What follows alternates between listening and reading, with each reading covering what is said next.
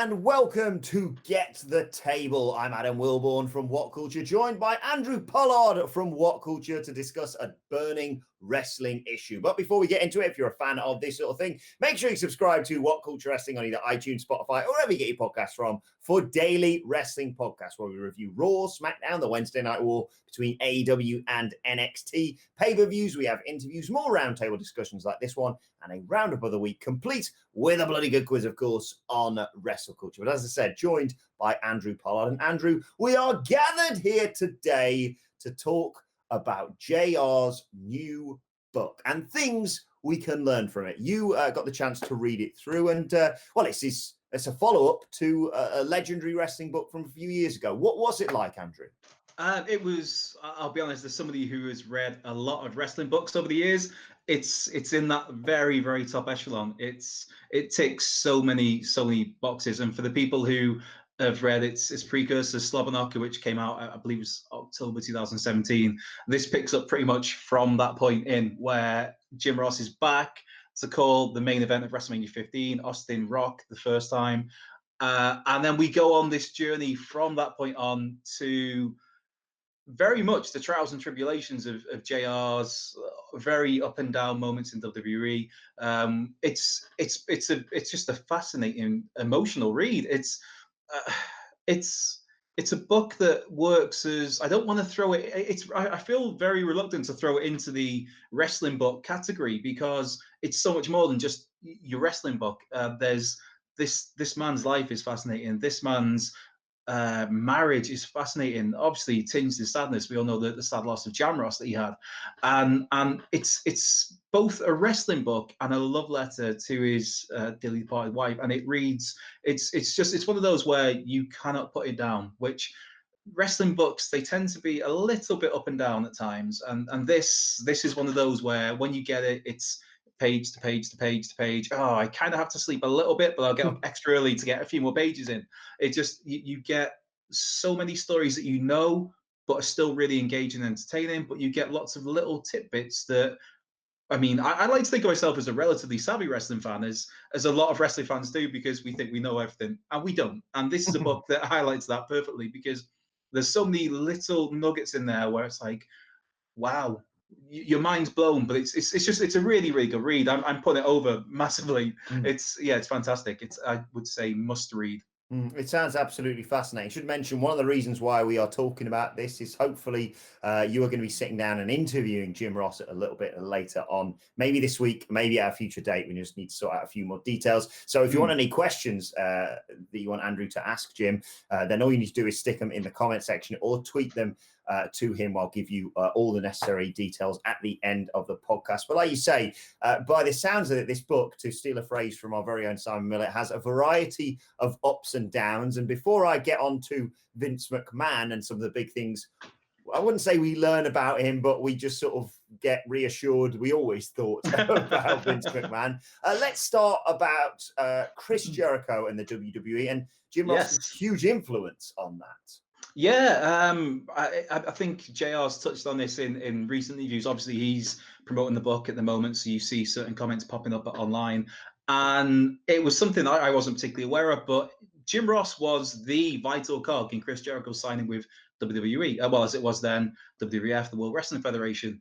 Vince being Vince, we hear these stories over time, especially at that period in time when we're looking at, 1999. I think some of the early meetings might have actually happened in late 98, where at that point in time, Vince was very much about the big bodies, the height, the size, the physicality. He wants his Hulk Hogan, he wants his Triple H.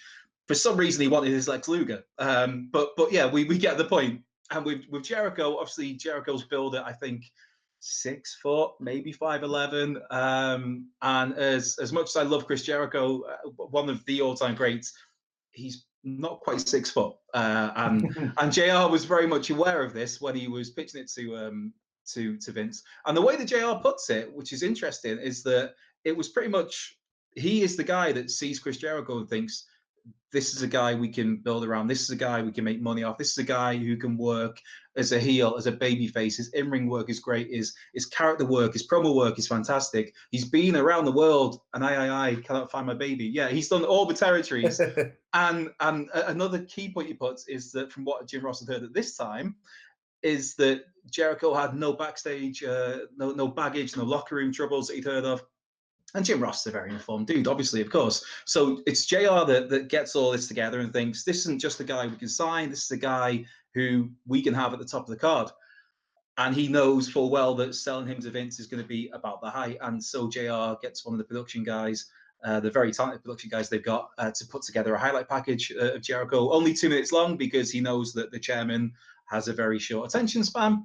And yeah, Vince, it's down to Jim Ross basically to go to bat to him, because I think Jericho's name, it's insinuated, suggested Jericho's name has been brought up a few times before, and the rest of the, no pun intended whatsoever, inner circle of the WWF at the time are very much shooting him down and kind of turning Vince the other way. And it takes Jim Ross to sit down with this video package that's been put together, this highlight package, as it were, this best of, to try and sell Vince on it. And he does. And that's why they arranged the meeting from there. I mean, we've read about the meeting, the initial meeting at the McMahon mansion in Jericho's. I think it would have been his first book, I guess. And yeah, it was all down to Jim Ross, that he was the one that chipped away at McMahon. He was the one that brought the actual footage of Chris Jericho to Vince McMahon. And I mean, we know that JR has this long-standing history in talent relations as this eye for talent. I mean, he himself is a Hall of Famer, but the people that he recruited throughout his time in WWE in that role, there's so many other Hall of Famers. Chris Jericho is a Hall of Fame talent, and it was very much JR going to bat for Jericho. And it makes you wonder if it wasn't for Jim Ross, I mean, would Chris Jericho would he have got on Vince's radar? He was already seemingly on the inner circle radar, but not necessarily McMahon's. And it took Jim Ross to do the big sell job to Vince to get him to even give Jericho a look. And I mean, we saw when Jericho did sign, those first few months were a little bit rough. They were a little bit up and down. He came in hot with, I mean, to me, probably it's between him and Kane is arguably the greatest debut of all time. Just that initial impact. So he came in white hot and then just kind of flopped down the card, disappeared completely, was feuding with Road Dogg, was feuding with China, was off pay-per-views. But then we saw, like JR said, like JR predicted, that this is a main event talent, and he's somebody that went on to work for the company for what, 19 years, won 6 world championships in that company, had arguably the greatest heel run of the past 20 years, I'd say, with his troglodyte era. So it all comes down to Jim Ross seeing that talent, convincing the very, very stubborn chairman of the board to take that chance and obviously pay dividends for the company. Yeah, thank God for Jim Ross in that scenario, because oh God, I don't want to live in a life without Chris Jericho, certainly within the WWE, WF, and then obviously what he's gone on to do since then is simply sensational. I want to talk a little bit about some creative decisions that were revealed as part of this book, in particular Stone Cold Steve Austin's heel turn, which I was astonished to find out that Vince McMahon wasn't a fan of, because in my head, for some reason, it'd always been Vince being the driving force behind that. Whereas in reality, it seems like Jim Ross and Vince are on the same page, thinking this isn't a good idea. This isn't a great way to end this WrestleMania. And yet they went ahead with it anyway because of Austin's vehemence that this needed to happen. Yeah, that was to me was one of the bigger revelations. Like I said, I'd heard, I think we all had heard the snippets of JR talk about the Jericho situation in previous interviews, but upon reading the book, the whole Austin WrestleMania 17 heel turn situation, that was new to me, and it's fascinating to read that. Where, I mean, Jim Ross is in the book, he's basically saying it's a crock of shit, and it's why are we doing this? Steve Austin tells him first in private. That's a little conversation they have. Austin, I think at that point, Austin had already had the conversation with Vince. Vince had told creative, which JR wasn't a part of creative, but Steve Austin and Jim Ross, obviously being longtime friends, Austin did the respectful thing and gave JR the heads up on it, asked him what he thought. JR told him very clearly that this is absolutely stupid. You're still at the peak of your powers. You're still selling out arenas. Your merchandise is white hot still. You're the biggest star in the industry even now. Okay, yeah, The Rock's there as the current WWF champion, as it were. But it's either way. Austin's doing really well. And then we get to the revelation that yeah, Vince McMahon isn't even keen on this, and it was. I mean, there's a lot of negativity towards Vince in this book. There's a lot of positivity towards Vince in this book, and this is almost one of those where it's honourable from Vince McMahon in this regard, where he thinks it's the wrong thing to do. He doesn't think Steve should turn heel at this point. He thinks there's still a lot of legs left in Stone Cold Steve Austin, the ass kicking, beer drinking, bird flipping babyface, as it were. And Austin is adamant that he needs to stay ahead of the curve. He needs to before he gets too stale, he needs to change his character up. And his idea for that change was to turn heel, align himself with Vince McMahon, the proverbial devil of WWE as it were at the time. And McMahon went with it. He didn't think it was the right call to make, but he trusted his top star of the time. And I think there is some. It seems weird to say Vince McMahon and honor and nobility, but I think there's a certain honor there of him where he's like, okay, he's since Austin transitioned from that ringmaster character to the early goings of Stone Cold Steve Austin, obviously what we would see become arguably the biggest draw in the history of the wrestling business. There was so many times throughout that period where McMahon trusted Stone Cold's instincts, and JR details that in the book, where whether it's merchandise ideas, whether it's promos, whether it's certain rivalries, whether it's certain matchups that Steve didn't really think were right to go up at the time, Jeff Jarrett. But yeah, there's certain moments where there's this history, there's this track record that Steve Austin has established for himself at this point in time of his gut instinct tends to work. And Vince, being Vince, fair play to the man, he trusted his top star on this one. And regardless of him not thinking it was the right call to go heel, regardless of JR not thinking it was the right call to go heel, they ultimately went with that call because they trusted Steve Austin's gut. You mentioned the relationship there between JR and Vince. I want to get into that a bit now.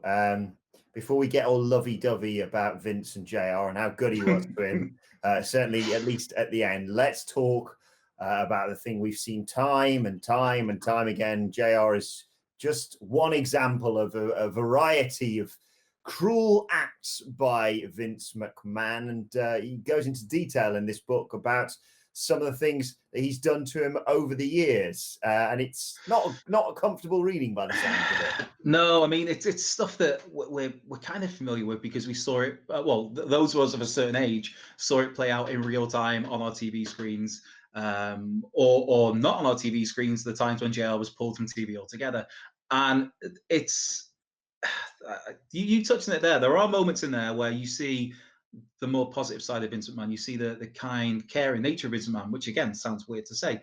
And there is a very nice final moment down the line with the two of them. There would be one more moment after that, but there was a really nice finite end to this relationship at one point in, I guess, would have been 2013 possibly.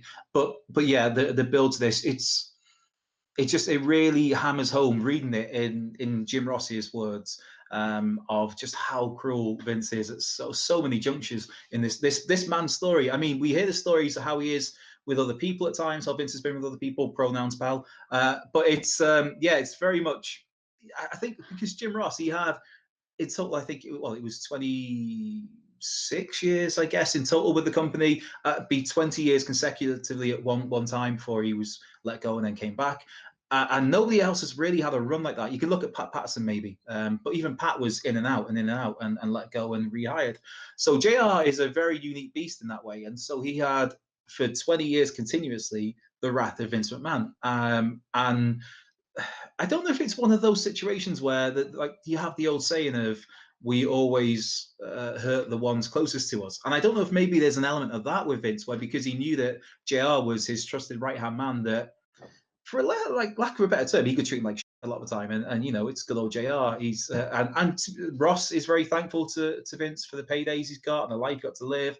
And there is a genuine friendship there. But yeah, you see the examples that are written out, and there's the times where, there's the times where he got JR physically involved. There was a time they took him off commentary after his Bell's palsy, after his big comeback for WrestleMania 15 for the first Austin and Rock Mania match, and then he would get taken off Bell's palsy. There's the SmackDown premiere episode where JR was just berated constantly throughout that in his headphones, whereas Jerry Lawler, who was next to him, had nothing.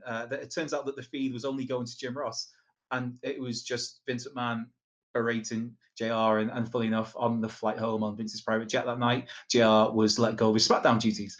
But you see the physicality they got with JR, where they give him an ass whooping on TV once with Triple H, and they saw the sympathy that garnered from the crowd, and then it was a case of, well, if this is getting a pop for JR and the massive heel boos for Triple H, we're trying to get Triple H over as our main heel, let's do this again. And you can tell Jim Ross is not happy being any sort of in-ring talent, because he knows he's not an in-ring talent. He doesn't want to be there.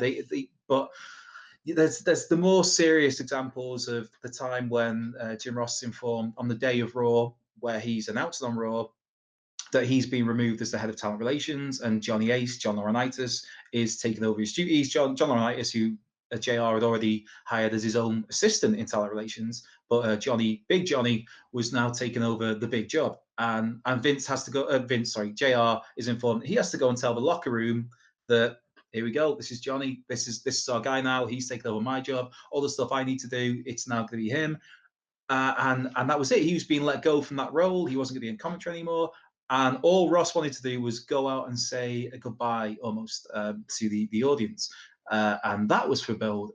So there are so many examples. And this, when he was off, when he'd been taken off the air, out the Raw commentary booth, and he was obviously, he got really ill. Finally, he got his stomach problems that in the book, they're clearly long gestating stomach issues. He gets those looked at during this time off. It turns out he has to have part of his colon removed. And during that time, he gets lots of well wishes, lots of love from the WWE staff, WWE wrestlers, even the McMahon family. Then he gets a personal call from Vince as he's recovering. He's sat in his armchair, and Vince assures him he needs to watch Raw that night, because there's going to be a can't miss segment that is all dedicated to JR and his recent issues and well wishes. And that will be, of course, the segment we get where it's Vince, Dr. Heine. There's a very buxom blonde lady with the boobs hanging out, and they have a mock-up dummy of Jim Ross with his ass there, and they just proceed to pull a plethora of various things from that. And the whole culmination is that, yeah, JR, you've had your head up your ass, because they pull his head out of his ass right at the end. And that's the moment. And it's heartbreaking to read that is the one moment that kind of breaks Jan Ross, because she's been his rock through all of this, all the bad times, all the good times. Jan's very impartial and very much standing behind Jim Ross.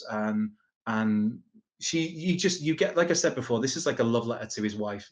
And it's beautiful to read at times, but this is the one where it really hits home on that, because this is the one where Jim Ross, he falls asleep during Raw because he's not long recovered from his surgery. He falls asleep because he kind of has an inkling what's coming as well. And when he wakes up, he finds his wife in tears, and this is it's horrible. And that's what you talk about, the cruelty of Vince McMahon. That's like the prime example to me, is when you're reading this, is that they mock this man when he's gone through this horrible event, to the point where in the lead up to this, Jan doesn't flinch at all. She's just solid, dependable.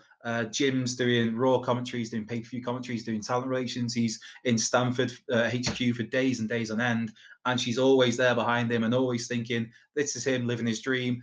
And then this is the one moment where, at least in the book's narrative anyway, where we see her get emotional on his behalf. And that's the big kicker, where it's like, God, that's a really dick thing to do.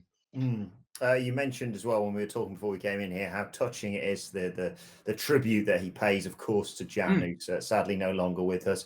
Let's talk about JR's WWE departure then, because that is at least one sign that Vince McMahon does have a heart. Of course, this almost centers around a negative with the 2K panel and what have you, but there is a silver lining to this cloud, I suppose. Yeah, that's it.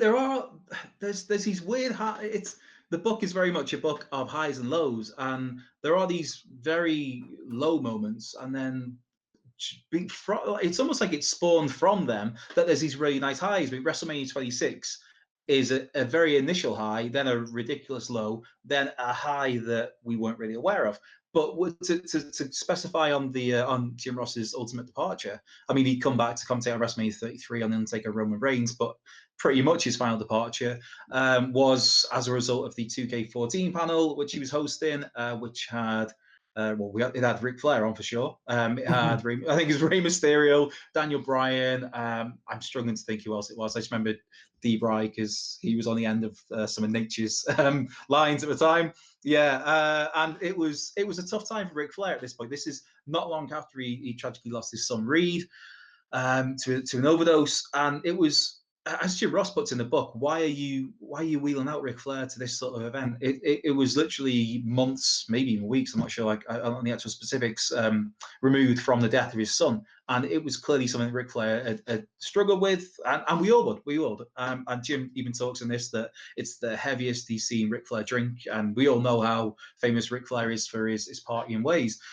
So yeah, Ric Flair turned up on stage just a tad under the influence and said some things that kind of pushed the envelope a little too much.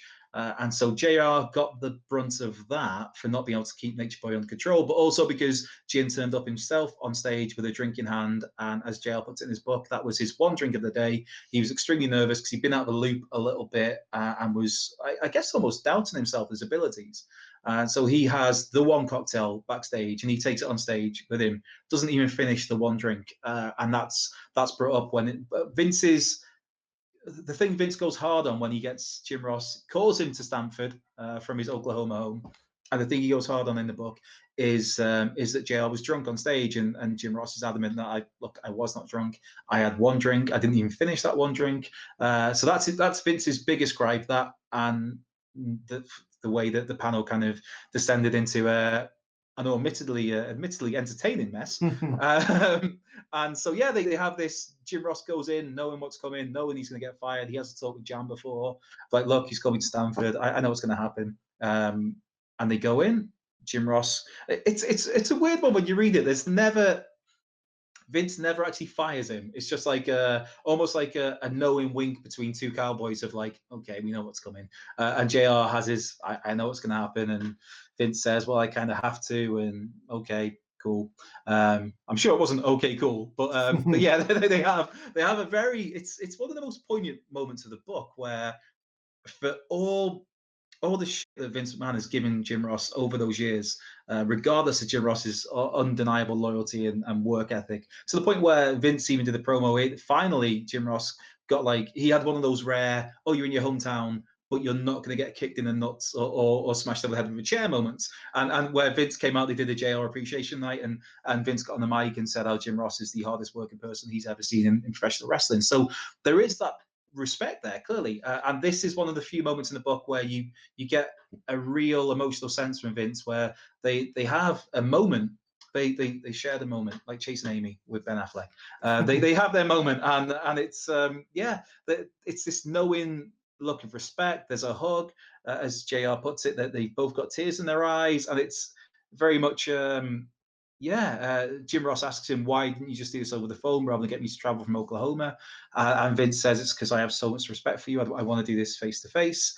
And there is it's literally just reads like there's a knowing nod. JR walks off with a tip of the hat out the door, and that's it. And it's a really emotional moment, and it's one of the highlights of the book, especially because you've seen all the shit that this man has been put through by Vince McMahon throughout this whole book. And it's not all negative. It's easy to read the book and just say that Vince McMahon is just tyrant, and he kind of is. But there are also the softer moments at the times of need. And I think this was just it was if there was ever going to be a time for the WWE to put JR out to pasture, it was a nice way to do it. Obviously, we know that Jim Ross still had a whole lot of legs left in him in the wrestling business, and it's great to see him still doing what he does best right now. Right, very quickly, finally, Andrew, after all that lovely emotional stuff, let's talk about Vince McMahon being weird. Yes, there's Vince. Yeah, we've heard. I believe Jim Ross before has talked about it. I know Chris Jericho's talked about it. The Vinceisms, and there's a new Vinceism that we've learned about in Under the Black Hat. We've heard before, as the exalted one, Brody Lee of AEW has kind of showcased a side of Vince McMahon lately on AEW Dynamite, where, okay, Vince really hates people sneezing. He hates to sneeze himself. It's a sign of weakness. How dare you sneeze? How dare you not be able to control your body, you naughty, naughty people? Likewise, we've heard about how every day the chairman has a steak. There's also stories that he just has a steak with ketchup. There's also stories from Chris Jericho that don't ever approach him with any sort of idea if he's remotely hungry, because you're getting shot down before you get going. And in this in Under the Black Hood, the nugget we learn is that Vince McMahon eats sandwiches with a knife and fork. Yeah, there's German. Well, I don't know what you call germophobia is running wild, brother. Possibly, yeah. He not only eats sandwiches with a knife and fork because of fear of germs and contamination, but he eats pizza apparently where he holds the pizza and then he'll eat up to where he's held the pizza and then throw the rest in the bin, because again, germophobia is running wild, brother. So yeah, there's these unique looks into the psyche of Vince McMahon in this book. We've heard about the Vinceisms, and I guess we now have a couple more Vinceisms to throw into it. But maybe Vince is ahead of the curve, because we're all very germophobic, I guess, the whole world right now. So maybe Vince was just ahead of the curve all the time, and we just weren't aware. Exactly. I think there's some of the stuff by the sounds of this, and it's more details on your article up at whatculture.com now. There is some stuff in this book which is genuinely surprising, like we said about Stone Cold and WrestleMania, and we haven't even had time to talk about what happened at WrestleMania 26, and like you say, Chris Jericho's involvement with JR and the WWE, and then the stuff about Vince McMahon that comes as no surprise whatsoever. Yeah, I think while it doesn't come as a surprise, it's just it's I don't know if reaffirming is the right word, because I don't know, but it's just it's interesting to hear it from somebody so close to Vince for so long, just to hammer that nail home even further, to back up what we've all thought and what we've heard. We've heard the rumors, we've heard the bitter ex-employees, the executives that have been fired, the wrestlers that maybe didn't make it past the mid-card because they thought they should have gone main event, brother. We've heard those rumblings from disgruntled people, whereas Jim Ross, he's not disgruntled with Vince McMahon. He's not disgruntled with WWE. He wishes them well. He still has a friendship to this day with Vince. So it's maybe reaffirming is the word, but yeah, it hammers home what we've all believed from one of Vince's closest aides for God, I can't even, can we even call it modern wrestling 1993 when JR called? To me it is, but I'm an old grumble man, so yeah. Indeed, if people want to read JR's book themselves, what's it called again? Under the Black Hood. Black Hood, under the black hat. I keep saying Black Hood because I keep thinking of Under the Red Hood, which is a Batman story with Jason Todd coming back from the dead. Yeah, Under the Black Hat. It sounds like a fascinating read, and as we said, you can read more about it at whatculture.com. And Andrew is going to be hopefully chatting with Jim Ross very soon. So if you want to ask any questions or that you want Andrew to ask Jim, all you need to do is leave them in the comment section below, or you can send them to Andrew on Twitter. Where can people find you on Twitter, Andrew? At Cultured Left Peg. Yes, reliving my glory days of schoolyard football and university football. Long gone. At Cultured Left Peg, or just send them to at WhatCulture WWE. Make sure we get them to you. Yes, a fascinating read by all accounts. Do make sure you go and check that out, because it does sound like a really good sort of second part of JR's time, of course, as you mentioned, following on from his first book. Right, let us know your thoughts on that, and as I said, any questions for JR in the comment section below. Don't forget to like, share, and subscribe. And subscribe to What Culture Wrestling on either iTunes, Spotify, or wherever you get your podcasts from for daily wrestling podcasts. You can get us all on Twitter at What Culture WWE. As I said, you can get Andrew at Cultured Left Peg. You can get me at Adam Wilbourn. And make sure you check out that interview with Jim Ross as and when it comes around. But for now, this has been Get the Table. My thanks to Andrew. Thank you for watching. We will see you soon.